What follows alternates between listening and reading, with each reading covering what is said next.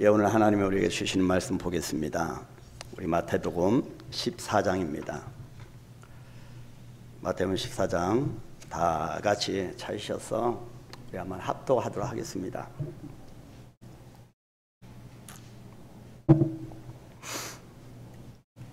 신약 24쪽에 있고요. 다 찾으셨으면 같이 큰 소리로 합독하겠습니다. 스크린을 보셔도 좋고요. 같이 봅니다. 예수께서 즉시 제자들을 재촉하사 자기가 무리를 보내는 동안에 배를 타고 앞서 건너편으로 가게 하시고 무리를 보내신 후에 기도하러 따로 산에 올라가시니라. 저물매 거기 혼자 계시더니 배가 이미 육지에서 술이나 떠나서 바람이 거스름으로 물결로 말미암아 고난을 당하더라. 밤 사경에 예수께서 바다 위로 걸어서 제자들에게 오시니 제자들이 그가 바다 위로 걸어 오심을 보고 놀라 유령이라 하며 무서워하여 소리 지르거늘 예수께서 즉시 이르시되 안심하라 나니 두려워하지 말라. 베드로가 대답하여 이르되 주여 만일 주님이시거든 나를 명하여 물 위로 오라 하소서 하니 오라 하시니 베드로가 배에서 내려 물 위로 걸어서 예수께로 가되 바람을 보고 무서워 빠져 가는지라 소리질러 이르되 주여 나를 구원하소서 하니 예수께서 즉시 손을 내밀어 그를 붙잡으시며 이르시되 믿음이 작은 자여 왜 의심하였느냐 하시고 배에 함께 오르매 바람이 그치는지라.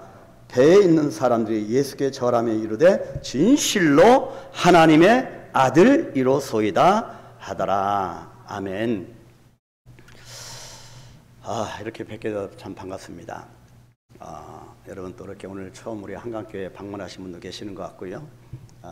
정말 예배라고 하는 것은 정말 즐겁고 행복하고 큰 은혜를 고백하는 그런 시간이 아닐 수가 없습니다. 여러분 설교라고 하는 것, 설교를 준비한다는 것이 얼마나 센 강도로 압박을 주는 것일까 좀 생각을 해봤습니다. 어제 늦은 밤까지 말씀을 묵상하다가 저녁에 밤 10시에 집에 가서 식사를 하면서까지도 설교 준비한다고 하는 것이 얼마나 중압감이 있을까 이제서 한번 생각을 해봤고요. 그러면서도 그 스트레스, 그래서 사도 바울은 해사하는 고통이라고 표현하기도 했는데 여기는 우리 저를 포함해서 남자들의 해산의 고통이 얼마나 큰지를 잘 모르지요. 근데 좀 저는 알 것 같습니다. 말씀을 붙들고 씨름하고 하나님이 주신 만큼 하나님이 보여주는 영역만큼 우리가 들어가는 거 아니겠습니까? 그러면서 이 긴장과 압박감만 있으면 우리가 어떻게 살아가겠습니까? 정말 엄청난 은혜와 기쁨과 감사가 터져 나오게 하나님이 만드시는 거지요. 늘 이 말씀 앞에 은혜와 감사가 터져 나올 수 있도록 여러분이 기도해 주시길 바랍니다. 지난 한 주간 입술이 터지고 입안이 헐고 그냥 어려움이 좀 있었는데 그래서 오늘 이 본문 말씀 더 깊게 실감 있게 묵상하게 됐습니다. 그래서 오늘 이 말씀을 통하여서 우리가 한번 은혜를 나누려고 합니다. 여러분 시카고 대학 여러분 아실 겁니다. 암 연구소가 있는데요. 그 연구소의 연구 결과에 의하면 같은 암을 가지고 투병하는 환자들 세 부류를 놓고 연구를 했습니다. 자, 먼저 유머 감각을 가진 환자가 있고요. 또 그렇지 않은 평범한 환자가 있고 세 번째 부류는 늘 매사에 심각한 환자가 있습니다. 자, 이 셋 중에서 가장 치유 확률이 높은 사람들이 그룹이 누구일까 연구를 했는데 유머 감각을 가진 환자가 치유 확률이 가장 높다라고 하는 연구 결과를 보고한 적이 있습니다. 저는 이 보고서를 보면서 저에게 가장 인상 깊었던 부분은 유머 감각을 가진 사람은 암도 친구로 만든다라고 하는 문장이었습니다. 자, 우리에게 경직된 사고와 그런 경직된 인간관계는 늘 먼저 자기 자신도 피곤하게 만들 뿐만 아니라 주변 사람 또한 정말 긴장을 시킵니다. 그러나 웃음이 있는 넉넉한 사람은 자신과 다른 사람에게 넉넉하기 때문에 어떻게 됩니까? 삶에 기쁨이 넘치게 됩니다. 그래서 복이 오면 웃는 것이 아니라 옛날 여러분 기억나시죠? 코미디언들이 나와서 하는 프로그램 웃으면 복이 오는 것입니다. 올해는 기쁘고 웃음 가득한 설 명절이 되시길 축복합니다. 제가 병원을 갔다가 금요일입니다. 어제 그저께 병원을 갔다가 한 2시 정도 돼서 식당에 가서 좀 밥을 먹으려고 아내랑 같이 갔는데요. 어떤 다른 사무실입니다. 그래서 화장실 가다가 다른 사무실 딱 보니까 이런 문구가 적혀 있었습니다. 잠깐 웃지 않으려거든 들어오지 마세요. 그런 문구가 있는 걸 봤습니다. 여러분 이걸 우리 한강교회 적용을 한번 해볼까요? 잠깐 웃지 않으려거든 우리 한강교회 들어오지 마시오. 여러분 웃음이 우리를 더 행복하게 만든다고 합니다. 여러분 큰 기쁨의 명절이 되시길 축복합니다. 그래서 제가 여러분들에게 선물을 하나 준비했지요. 여러분 어제 토요일 날 오후 2시에 이 부분을 좀 묵상을 하면서 제가 이모티콘을 우리 성도 여러분께 다 단톡방에 보냈습니다.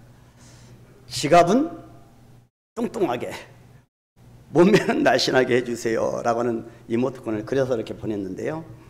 여러분 제가 여러분에게 또 선물을 준비했습니다. 여러분 제가 선물을 다 드리겠습니다. 이것입니다. 예, 웃으시라고 너무 경직된 것 같아서 여러분 사랑의 선물을 여러분에게 드렸습니다. 오늘 멀리 출타하신 분들은 마찬가지로 영상을 통해서 받으셨겠죠. 예, 여러분 사랑하고 축복합니다. 자, 오늘은 회복을 넘어 부흥으로 4번째 시간입니다.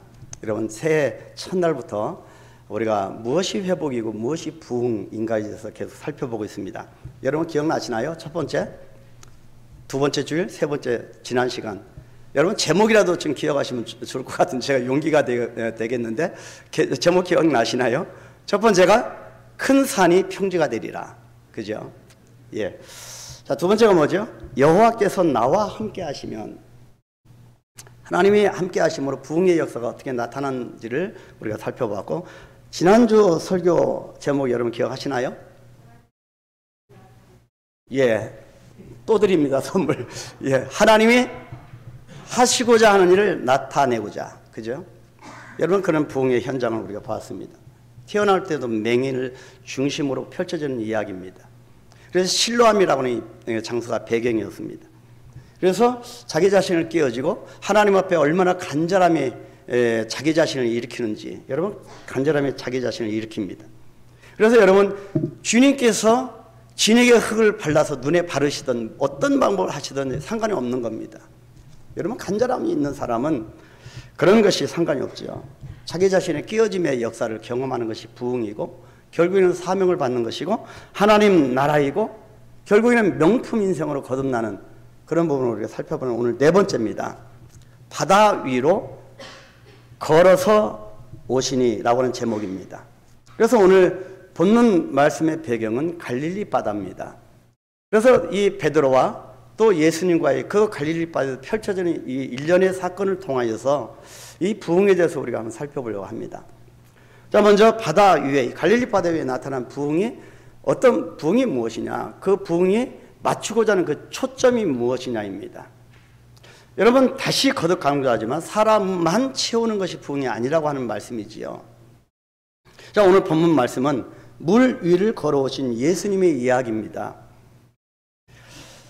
초신자들이나 주일학교 아이들이나 심지어 웬만한 불신자들, 교회 다니지 않는 분까지도 잘 아는 내용입니다. 그런데 사실은 이렇게 많이 알고 있기 때문에 오히려 본문에서 우리가 놓칠 수 있는 아주 중요한 진리가 담겨 있음을 알아야 합니다. 자, 오늘 본문은 예수님이 보리떡 5개와 물고기 2마리로 남자 장정만 5,000명을 먹이고도 12바구니나 남기는 그런 오병이어 기적 사건 이후에 기록된 이야기입니다. 여러분, 그래서 이 오병이어 기적 다음에 이 말씀이 기록됐다고 하는 것이 심상치 않습니다. 오병이어의 기적으로 사람들은 어떻게 됐습니까? 큰 충격을 받았습니다. 그래서 그런 기적을 베푼 예수님을 왕으로 세우자고 이야기하는 사람들도 있었습니다. 예수님의 인기가 절정에 오른 거죠. 요즘 말로 정말 대박 친 겁니다. 여러분, 정말 인기 짱이었습니다.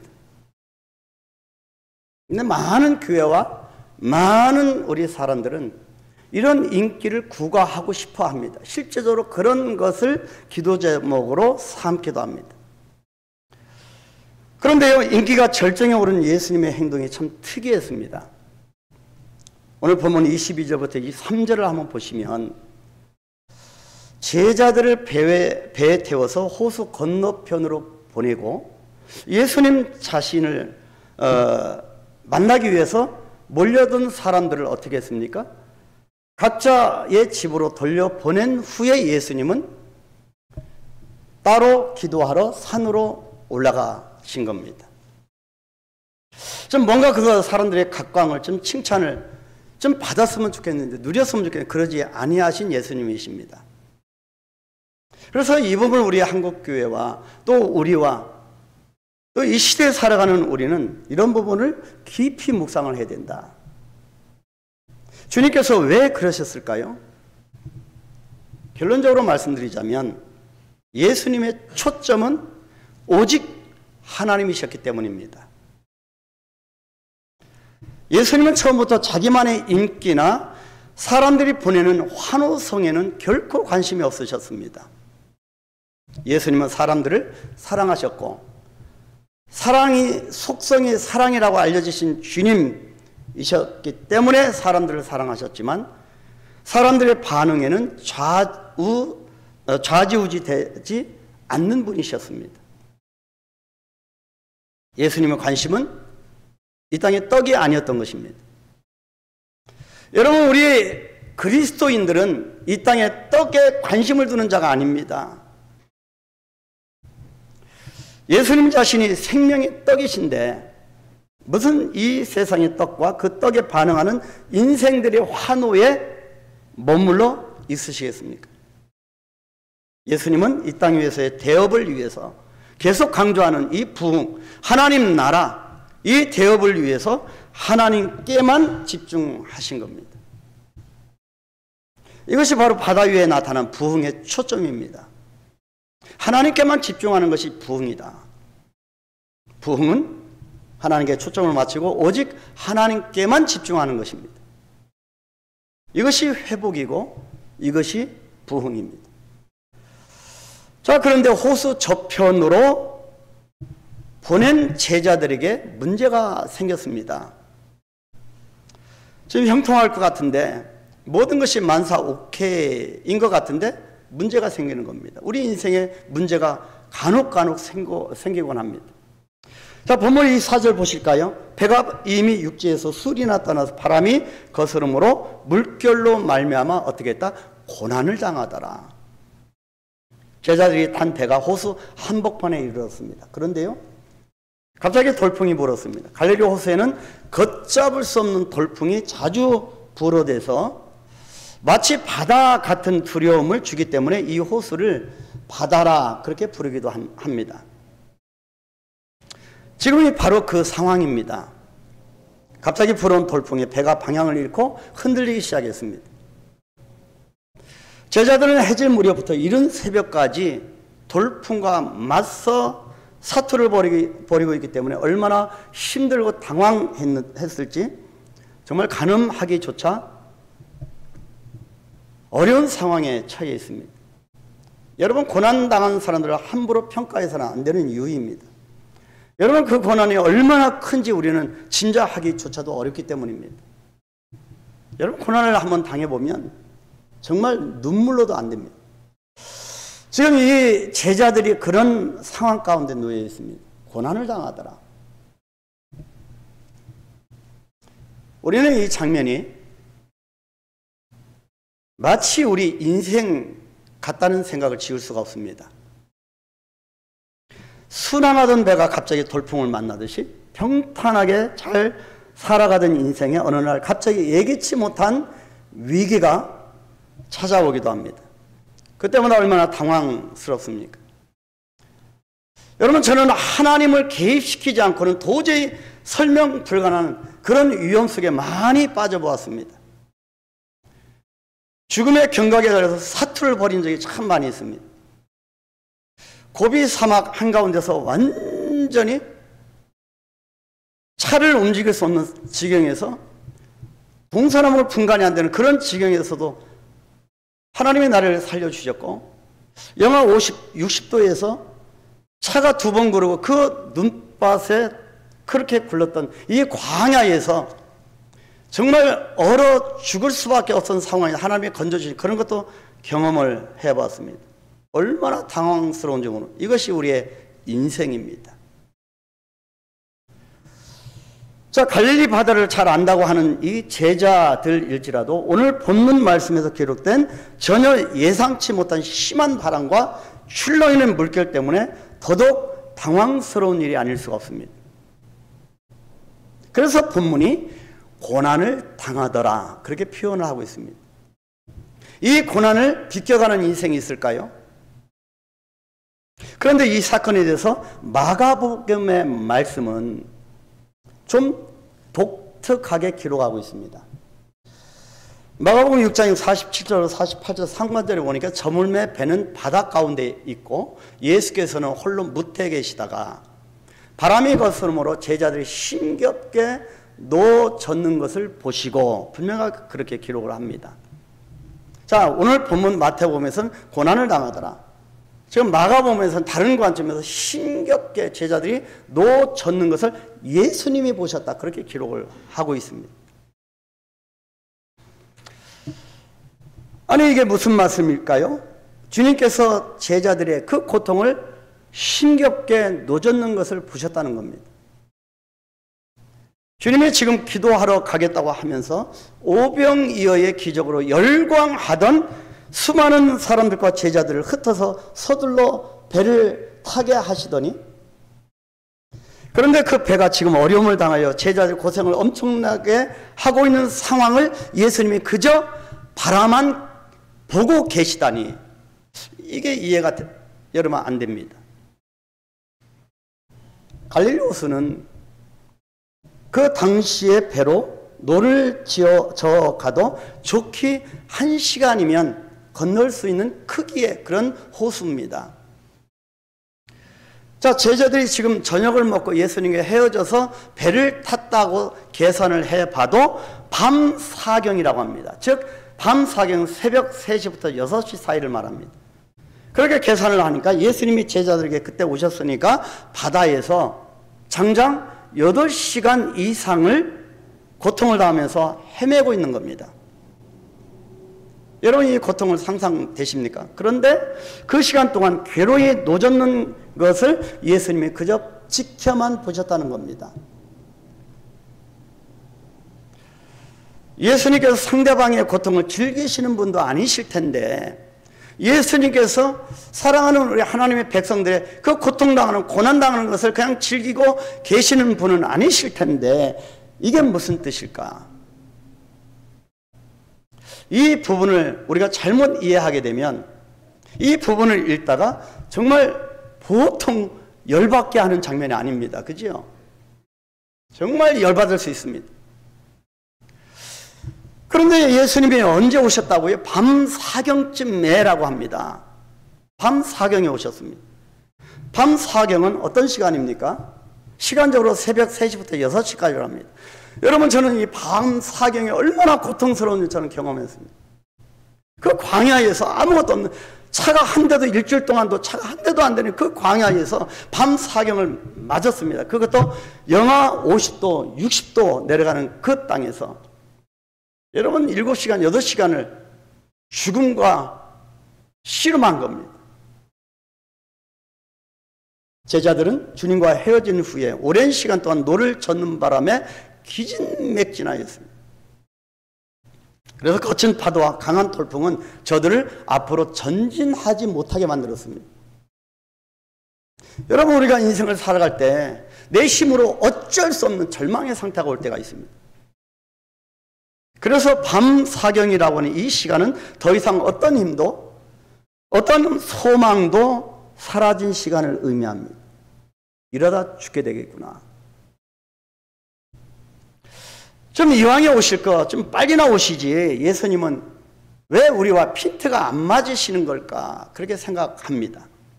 우리가 원하는 시간과 안 맞아도 너무 안 맞으시는 것 같을 때가 얼마나 많습니까? 그렇게 우리가 기도하고 그렇게 간절하게 울부짖고 그렇게 간절하게, 여러분 간절하게 이 간이 저리도록 그렇게 기도하다가도 때로는 우리 입에서 어떤 말이 터져 나옵니까? 예수님, 왜 이렇게 지각하세요? 그렇게 할 때도 있습니다. 왜 응답이 더디십니까? 이때 오셨으면 좋겠는데, 그때마다 우리는 내 시간의 일정표대로 마음대로 예수님의 시간을 나에게 맞춰서 끌어다 맞추려고 합니다. 그래서 자꾸 조급해지는 겁니다. 그래서 현 시대를 살아가는 우리는 기다림이라고 하는 것이 없습니다. 멈춰야 보입니다. 참 희한하죠? 멈춰야 보입니다. 과연 예수님이 늦게 오신 걸까요? 좀 더 일찍 오셨으면 어떻게 됐을까요? 우리는 이 사경이라고 하는 시간에 담겨있는 의미를 알아야 합니다. 이 사경은 하나님의 시간입니다. 보통 헬라어에서 이 시간이라고 하는 단어는 두 가지입니다. 하나는 여러분 아실 거면 크로노스, 우리들이 일상적으로 쓰는 시간을 말합니다. 지금 몇 시지요? 당신은 몇 살입니까? 라고 하는 이 시간입니다. 또 다른 말은 카이로스라고 하는 시간입니다. 이 시간은 하나님의 시간입니다. 그래서 이 단어는 시간을 묻는 것이 아니라 지금 당신의 인생에서 몇 시인지 아십니까? 그래서 카이로스는 우리 인생의 시간을 가리킵니다. 삶의 경점이 어디에 와 있는가? 우리는 시간이 계속 되어진다고 해서 어른이 되는 것이 아닙니다. 신앙의 성숙도를 보여주는 것도 아닙니다. 우리는 늘 크로노스의 시간 속에서 그런 관점으로 살기 때문에 나이가 되어지면 신앙을 예수 믿으니 점점 시간이 되어지면 우리가 성화되고 성숙된다고 생각합니다. 카이로스 시간을, 하나님의 시간을 바라볼 줄 알아야 합니다. 그렇기 때문에 크로노스는 내가 잘 알고 있는 시간이지만 카이로스는 그렇지 않습니다. 카이로스의 시계는 항상 비밀입니다. 카이로스라고 하는 시간은 통상적으로 고난이라고 하는 그런 신비와 함께 오기 때문입니다. 좀 형통하고 모든 것이 잘 됐으면 좋겠는데 꼭 고난이라고 하는 시간 속에서 이 하나님의 시간이 온다고 하는 겁니다. 오늘 24절 25절 한번 볼까요? 배가 이미 육지에서 술이나 떠나서 바람이 거스름으로 물결로 말미암아 고난을 당하더라. 밤 사경에 하나님의 시간입니다. 예수께서 바다 위로 걸어서 제자들에게 오시니 어느 누구도 달가워하지 않는 이 고난을 당하리라 라고 하는 이 단어가 왜 우리 인생의 비밀이 되고 우리에게 신비가 될 수 있을까요? 왜 예수님은 굳이 사랑하는 제자들이 고난 가운데 고통을 겪는 것을 어느 일정한 동안 그냥 바라만 보기만 하시고 이토록 짓궂게 늦게 반응을 하시는 걸까요? 아니 오늘 본문에서 뿐만 아니라 마태복음에서 뿐만 아니라 거의 하나님은 왜 거의 모든 성경에서 당신의 백성들을 이렇게 다루시는 걸까요? 결론적으로 말씀드리면 스토리가 스펙을 이기게 하기 위해서입니다. 스토리가 뭡니까? 역사가 뭡니까? 예수님의 역사하심, 하나님의 역사하심, 역사가 뭡니까? 히스토리입니다. 그의 이야기입니다. 우리 인생 가운데 주님의 스토리가 얹혀지면 그것이 하나님의 나라가 되기 때문입니다. 예수님의 스토리가, 예수님의 역사하심이 우리 사람들의 스펙을 이긴다고 하는 사실을 알려주시기 위함입니다. 여러분, 세상은, 현 시대는 특별히 스펙을 요구합니다. 스펙을 갖추지 못한 취준생들이 참 취업하기 어렵습니다. 그런 시대지요. 오늘 젊은 우리 청년들 피부로 와 다 아시죠? 근데요, 그래서 모든 사람의 스펙을 쌓기, 모든 재정, 시간, 모든 것을 쏟아붓습니다. 한국처럼 학력과 지원과 혈연이 강한 나라를 제가 그래도 몇 개 나라를 많이 보았는데 정말 강합니다. 여러분, 요즘 여러분 잘 아시는 미스터 트롯 그 대회가 있잖아요. 근데 옛날에 2012년 여름에도 저도 몰랐습니다. 슈퍼스타 K-팝 시즌에서 여러분 우승을 누가 했는지 아십니까? 찾아보니까, 예? 허각이라는 사람이 여러분 아십니까? 여러분, 허각과 누가 결혼했냐면 최종적으로 존 박이라고 하는 사람 결혼했다고 합니다. 여러분, 존 박은 정말 스펙이 대단한 사람이에요. 잘생겼죠? 부모가 빵빵하죠? 재력도 있죠? 미국에 정말 어떤 명문대학을 또 나왔죠? 부족함이 없을 것 같습니다. 스펙에 갖춰져 있습니다.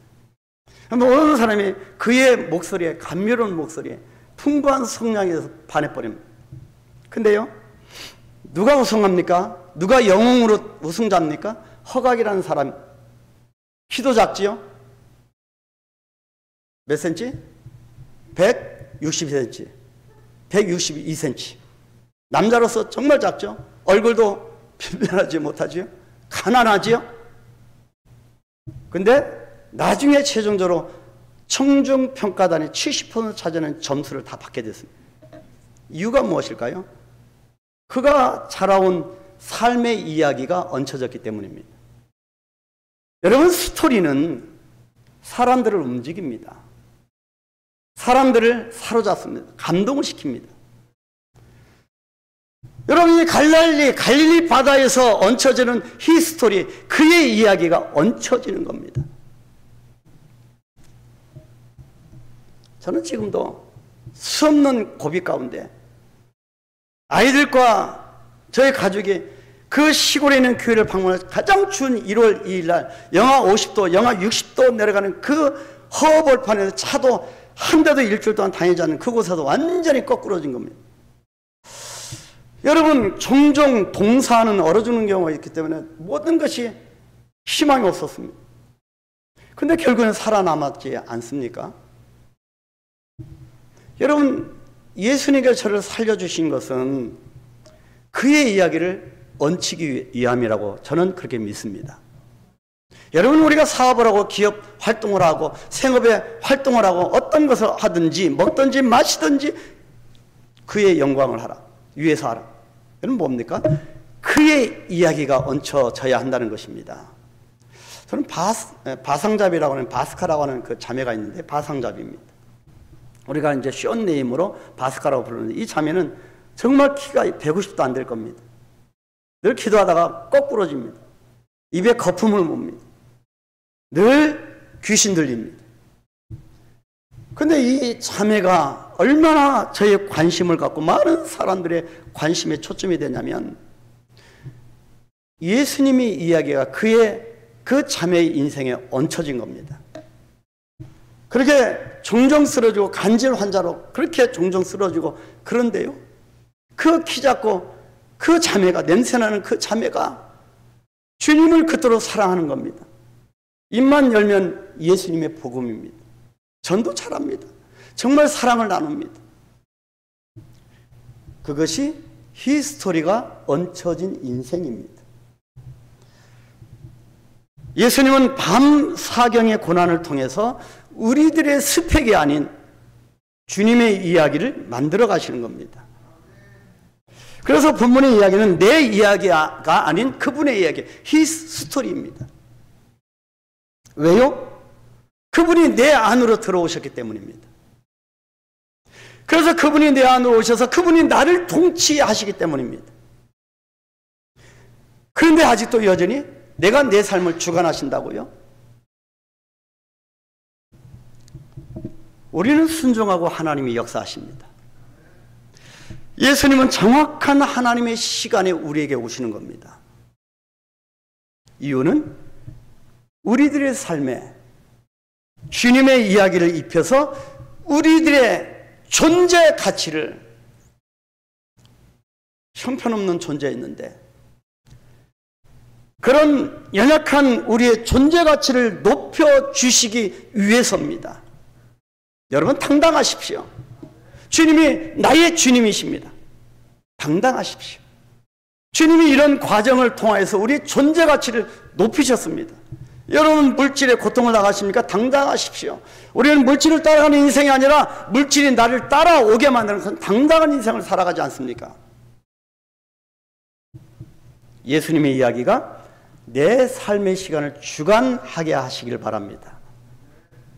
내 삶을 주님의 이야기로 가득 채워 가시기를 축복합니다. 주님이 일하시도록 내 인생을 통째로 들으시게 되기를 축복합니다. 이것이 부흥입니다. 그런데 오늘 본문 말씀은 여기서 끝나지 않습니다. 예수님께서 놀라는 제자들을 안정시키시자 이어서 누가 등장합니까? 베드로가 등장합니다. 이때 드디어 베드로의 실명이 나오고 베드로가 등장합니다. 26절 28절에 기록하죠. 그가 바다 위로 걸어오심을 보고 놀라 유령이라 하며 무서워하여 소리치려거늘 예수께서 즉시 이르시되 안심하라. 나니 두려워하지 말라. 베드로가 대답하여 이르되 주여 만일 주님이시거든 나를 명하사 물 위로 오라 하소서. 자, 성경은 이 장면에서 제자들에게 임한 고난 사건과 함께 베드로가 고난에서 멈추지 않고 지금 물 위로 걷고 있는 장면을 강조하고 있다고 하는 사실에 우리는 주목해야 합니다. 주님이 나타나시는 걸 끝나는 것이 아니면 우리 인생에 주님을 만난 것으로 끝나서는 안 됩니다. 오늘 이 말씀은 밤 사경에 바다 위로 걸어오시는 예수님으로부터 누구에게로 연결됩니까? 넘어갑니까? 물 위를 걷는 베드로에게로 이어지고 있습니다. 예수님의 이야기가 바로 예수님의 이름 때문에 구원받은 우리들에게로 연결된다고 하는 것을 기억해야 합니다. 그래서 우리 예수 믿는 사람은 아무렇게 살아가도 된다라고 절대로 그렇게 얘기하는 것은 죄입니다. 베드로의 도전적인 믿음을 강조하는 겁니다. 하나님께서 고난을 통해서 당신들의 백성들을 자기의 스펙이 아닌 예수님의 스토리로 만드시는 이유가 무엇일까요? 스토리가 결국 스펙을 이기기 때문이고 무엇보다도 우리가 어떤 신앙적인 자세로 살기를 원하시는지를 알게 하시기 위함입니다. 우리 삶의 존재의 목적을 깨닫게 하시기 위함입니다.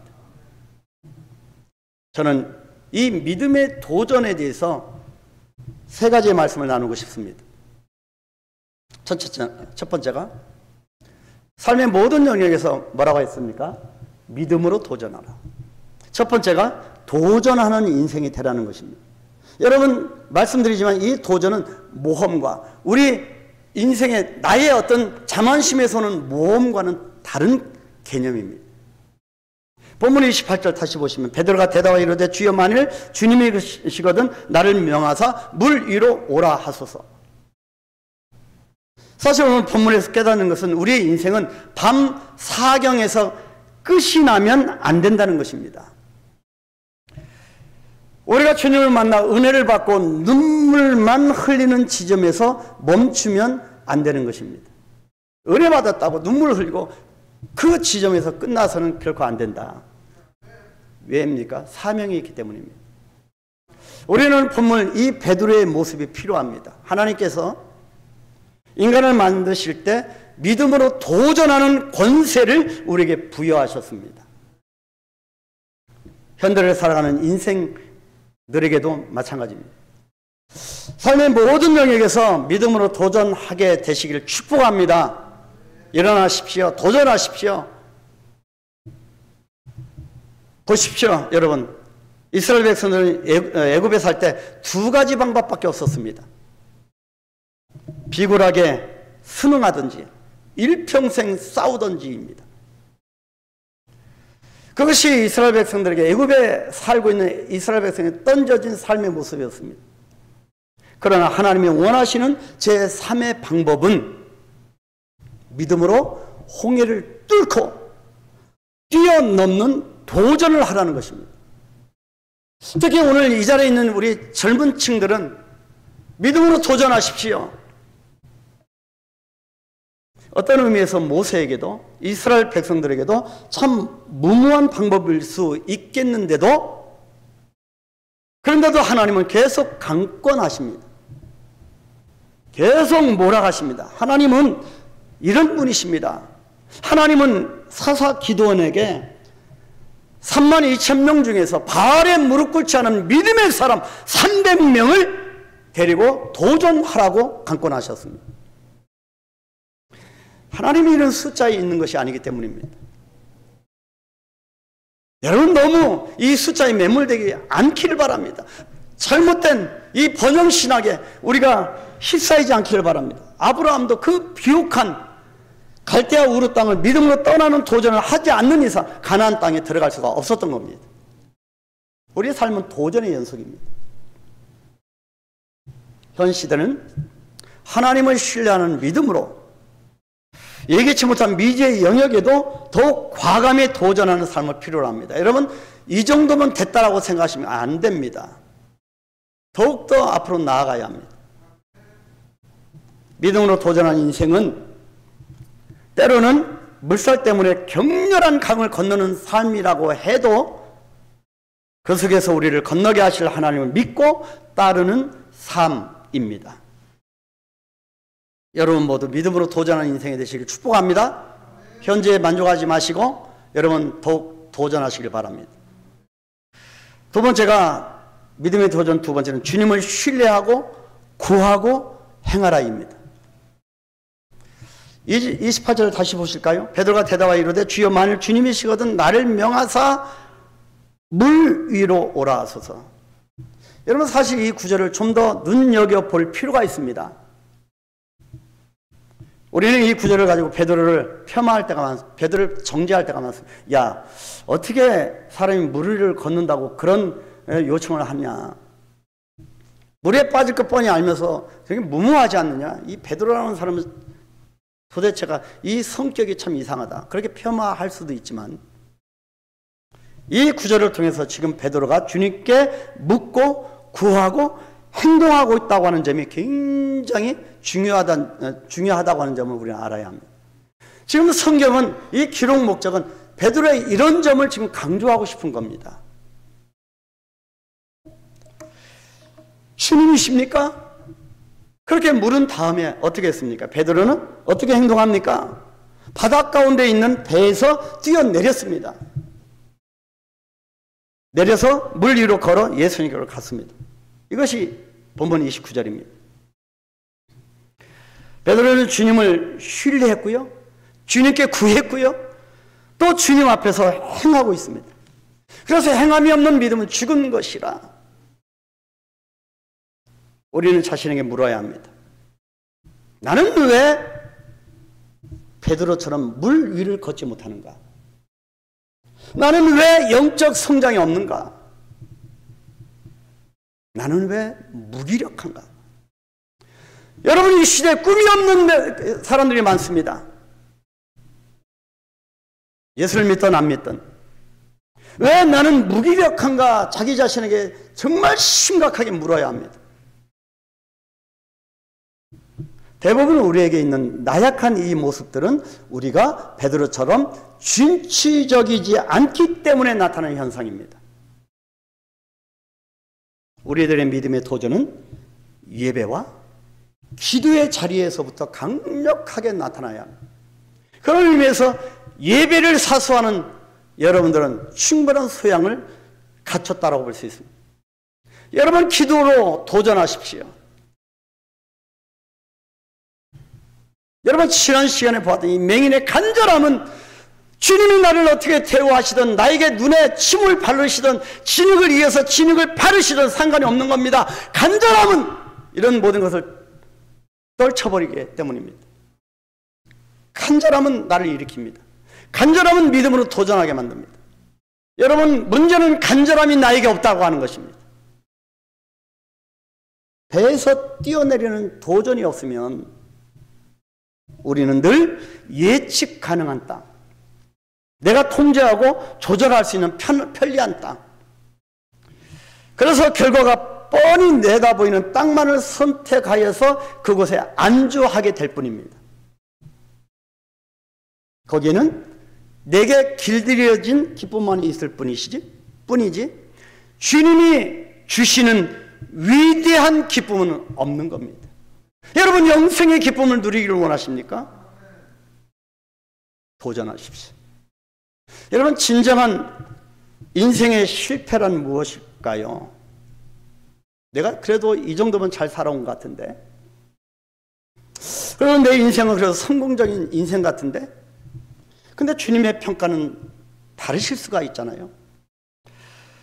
진정한 실패란 무엇일까? 진정한 실패는 목표를 이루지 못하는 것이 아니라 그것이 두려워서 아예 시도조차 하지 않는 것입니다.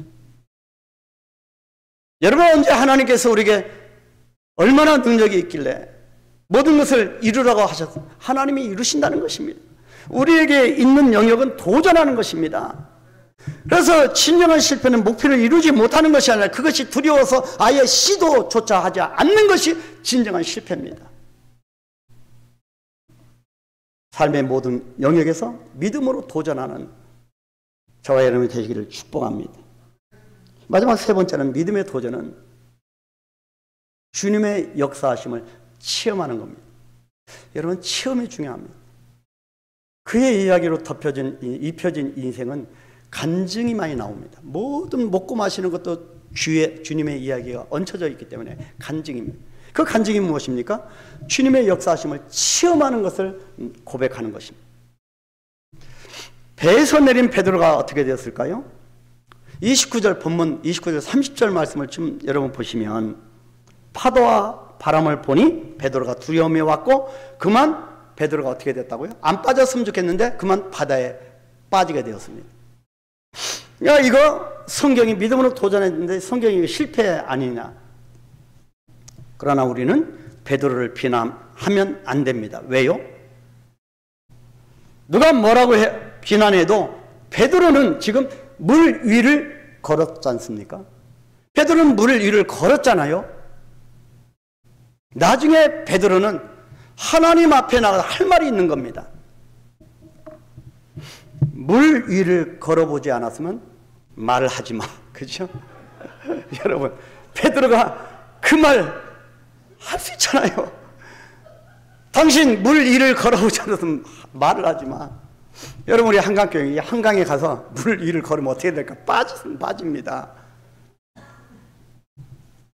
계속 물 위를 걸을 수 있다면 그것이 사람이겠습니까? 사람이 아니라 오리지 오리.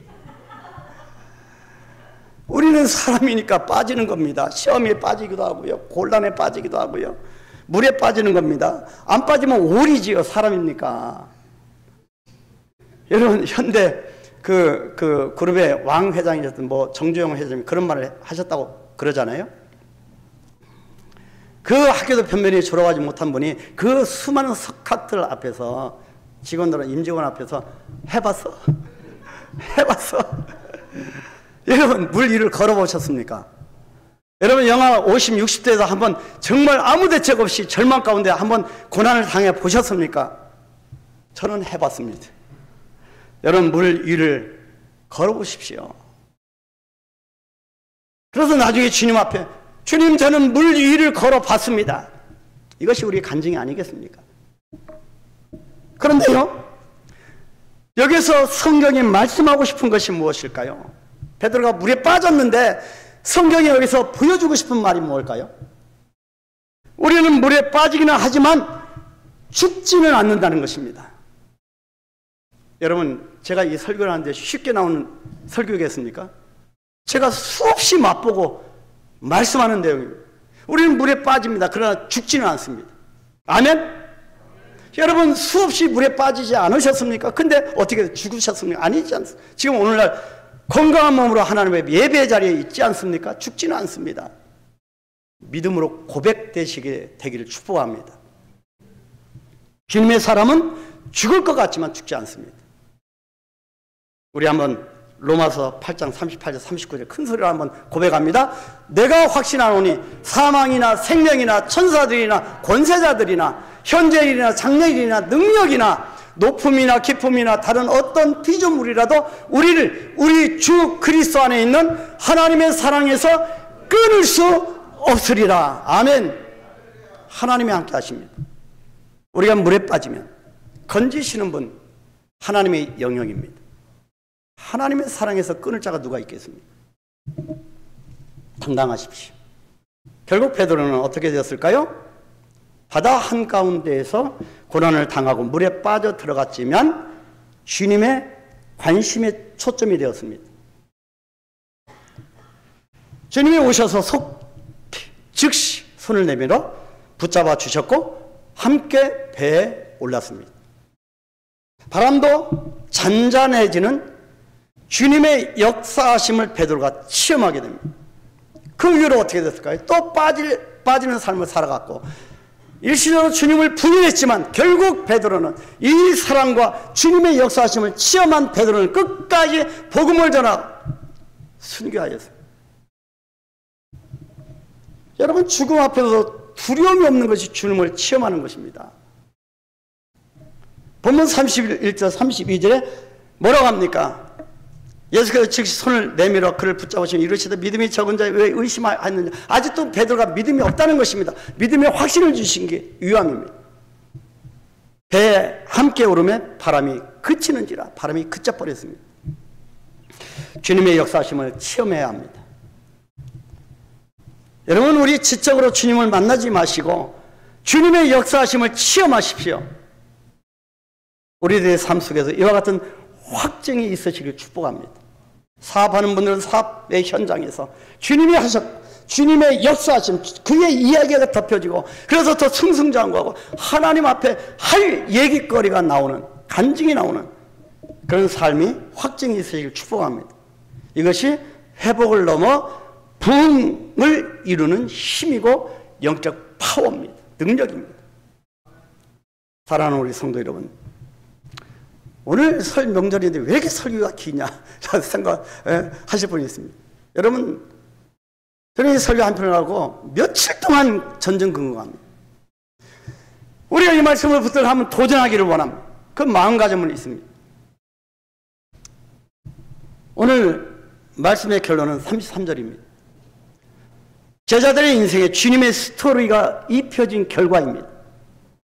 다 같이 큰 소리로 고백할까요? 배에 있는 사람들이 예수께 절하며 이르시되 진실로 하나님의 아들이로소이다. 이것이 결론입니다. 이 말씀의 핵심은 베드로가 그렇게 용감하였더라, 베드로가 승승장구하고 잘 먹고 잘 살았더라가 아니었다는 것입니다.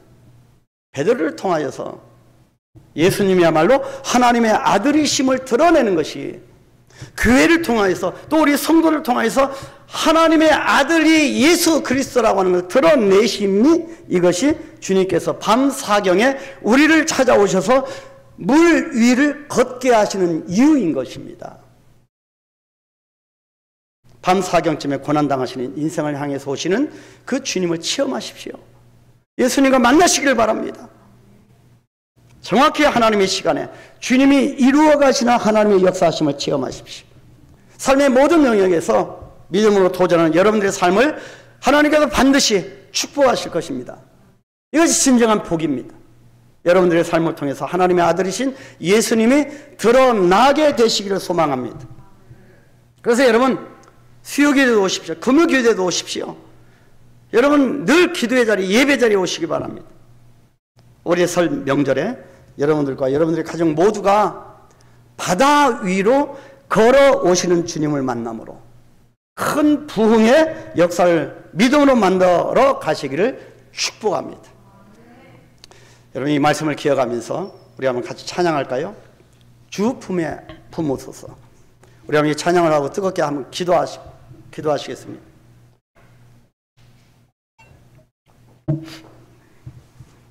주님께서 거친 풍랑 가운데서 우리의 영을 잠잠케 하십니다. 풍랑이 있는 바다 위로 걸어오십니다. 그 갈랄리 호수를 명하여서 잠잠케 하십니다. 우리 찬양하겠습니다.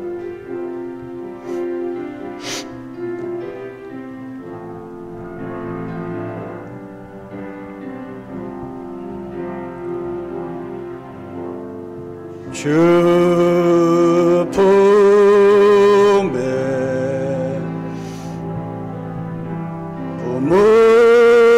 품으소서.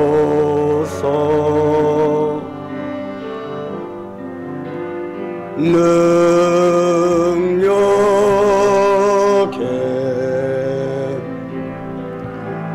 발로 덮으소서.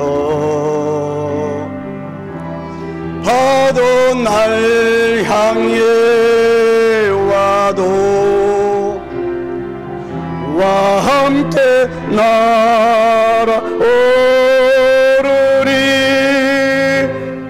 폭풍 가운데 나의 영혼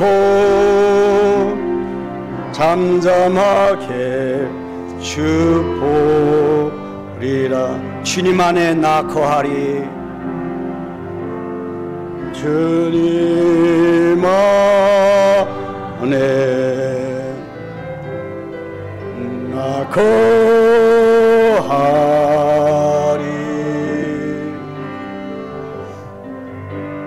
주 능력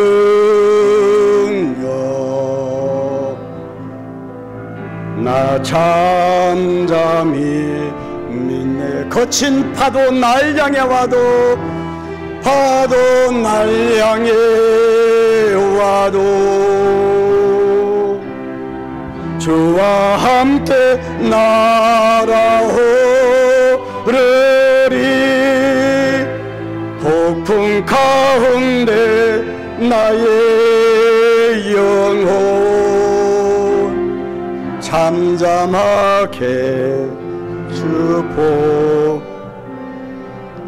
여러분 한번 눈을 감아보시고요, 우리 한번 기도하십시다. 내가 이 시간에 결단합니다. 하나님, 나의 삶이 회복을 넘어 부흥을 이루어갈 수 있도록 밤 사경쯤에 오시는 주님을 만나게 하옵소서. 하나님, 명절을 통하여 많은 사람 또 친지를 만날 텐데 우리의 대화가 그의 이야기, 주님의 이야기가 되게 하옵소서. 나를 빚으신 주의 은혜의 역사하심을 우리가 나누게 하옵소서. 하나님, 믿음으로 도전합니다. 우리의 삶의 모든 영역에서 오직 예수 그리스도의 이름으로 도전하기를 원합니다. 하나님 축복하옵소서. 하나님 역사하옵소서. 우리가 바닷물을 배에서 아버지여 뛰어내려서 주님께로 나아가겠습니다. 우리가 확실하게 고백하고 믿을 수 있는 것은 우리가 배에서 내리면 바다에 빠질 수 있어도 결국 주님의 손에 의해서 우리가 죽지 않는다는 것입니다. 하나님 믿습니다. 믿음의 도전을 합니다. 결단합니다. 우리 한번 주님의 이름을 부르고 기도합니다. 주여,